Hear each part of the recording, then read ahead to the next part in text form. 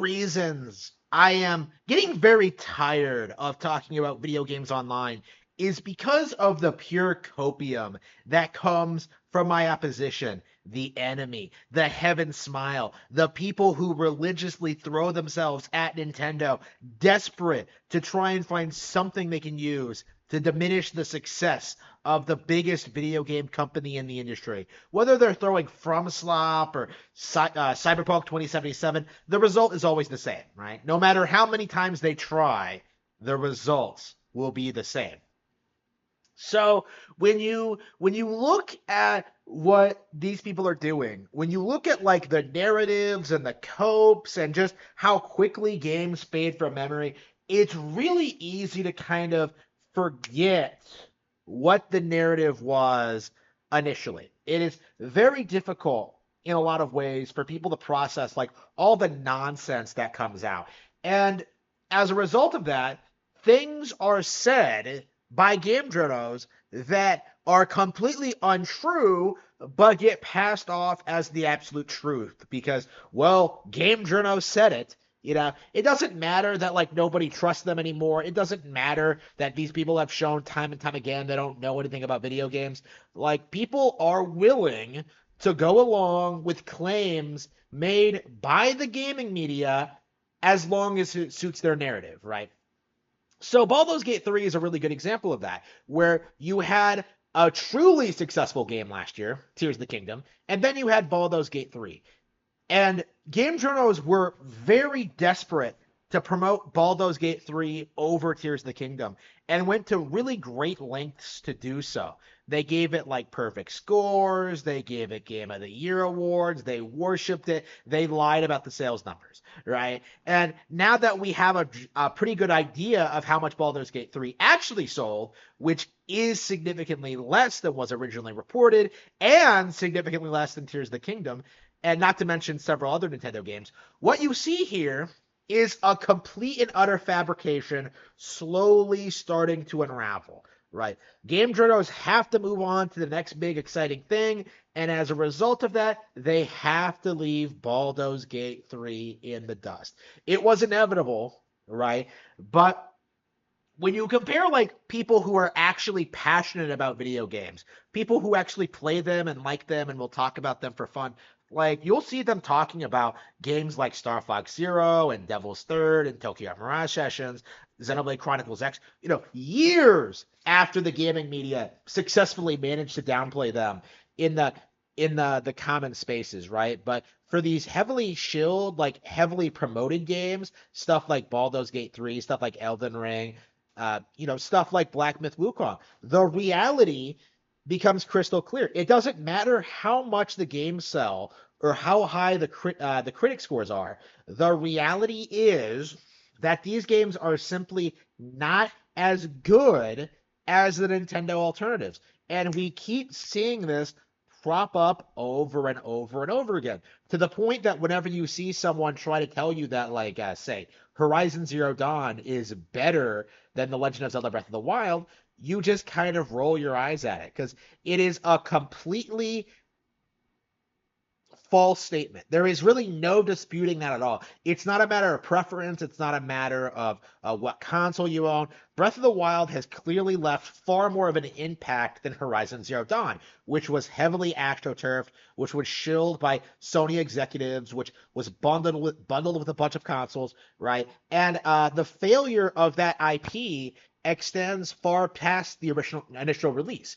The sequel and the spin-off games have all done exceedingly poorly to the point where people are starting to realize that the Horizon thing was a complete and utter psyop. There was no enthusiasm for this IP at all. It was dead right out of the gate, and there's just nothing that Sony can do to make this thing a success. And the same can be said for like a lot of their other IPs, stuff like Astro Bot, stuff like God of War, their PlayStation All-Stars Battle Royale, like Concord, no matter how many times they try, they are never going to be able to establish a real hardcore video game IP with these methods. And that extends to third-party developers. Even though they don't have the same resources as Sony, even though they can't like straight up bribe reviewers the way they do, even they don't have like the same amount of control, there are things they can do to exploit the system. So Baldur's Gate 3's woke pandering was something that very strongly appealed to Western game journals. The same people who would go on to later shill for Dragon Age Veilguard. Uh, you saw that Larian, this is another narrative that keeps coming up. Larian is not an independent studio, right? You know, Larian is 30% owned by Tencent, and they will seize control of the company eventually after Swen dies or retires. They control 30% of the company, and that was enough to get all the fake bots on Steam to get those concurrent player stats up, exactly like they ended up doing with Black Myth Wukong this year. We saw a lot of we've seen a lot of narratives being put forward about Baldur's Gate 3 that just were not true at all, right? This was not a Game of the Year contender. This was not some mega giga also awesome hit. This was not one of the best-selling games of all time. This was not a relevant thing. This was not a new IP. I've seen people unironically say that Baldur's Gate 3 is a new IP because nobody cares or remembers about the first two games, even though the first two games are iconic CRPGs in their own right, right? Again, the statements that people make in order to prop up Baldur's Gate 3, to prop up Larian, to prop up like the PC Master Race community, all of them fall flat if you even really look into it just a little bit, right? We know the game was not that huge of a success story. We know the game is not competitive with Nintendo games. We know that Larian will never be able to produce a sequel. We know they are entirely reliant on the D&D license to stay relevant. We know that the game doesn't live up to the hype and the expectations.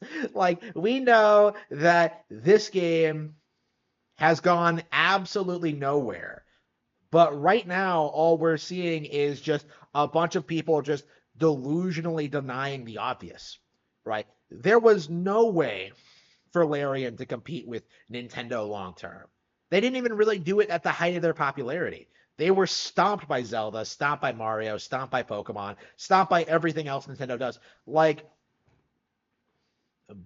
people will keep denying this. And they will do so indefinitely. Like when Larian falls, and they will, you will see people immediately move on to the next thing, right? You're already kind of seeing this with FromSlop and the upcoming acquisition, right? People know that if this acquisition goes through, which I think it will, when this acquisition goes through, FromSlop is immediately done. But right now, we're in this position where people are in denial about the facts. They're trying to cope and seethe and say it's about anime when it's not. They're trying to deny reality that the quality will go down. That they're trying to say that the games won't even be multi-plat.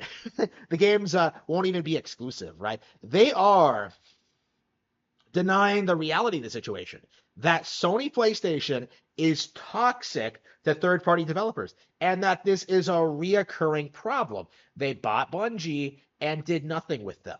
FromSlop is going to be the same beast. There is never going to be a return to form for them.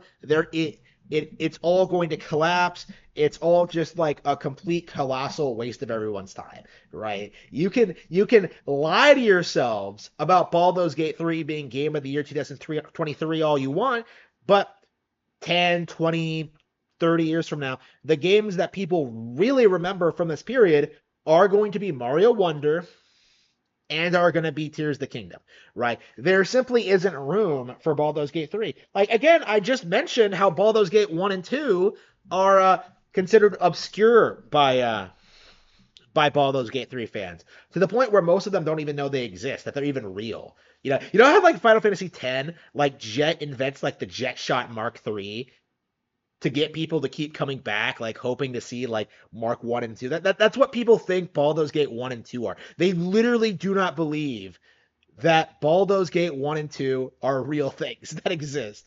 It's kind of crazy if you think about it. 1998 and 2000. The Legend of Zelda: Ocarina of Time and Majora's Mask released in those years. And both of those games have retained their relevancy far more than anything Baldur's Gate 3 has ever accomplished, right? Ocarina of Time by itself over the years has probably sold more than the entire Baldur's Gate line of games, right? If not like every D&D game ever produced. So when you really, really look at just what games people remember and still look back fondly on, you see just how iconic Zelda is. You see just how iconic Mario and Luigi is. You see just how iconic old Fire Emblem games are, right? You see just how iconic Super Mario Bros. 3 is. You see just how what's going to happen to Baldur's Gate 3. What's been happening to all of these games over the past couple of decades. Games like the original Devil May Cry and Final Fantasy X-2 and like stuff like that. Like this stuff eventually becomes completely forgotten because none of it will ever stand the test of time the way that Nintendo games do.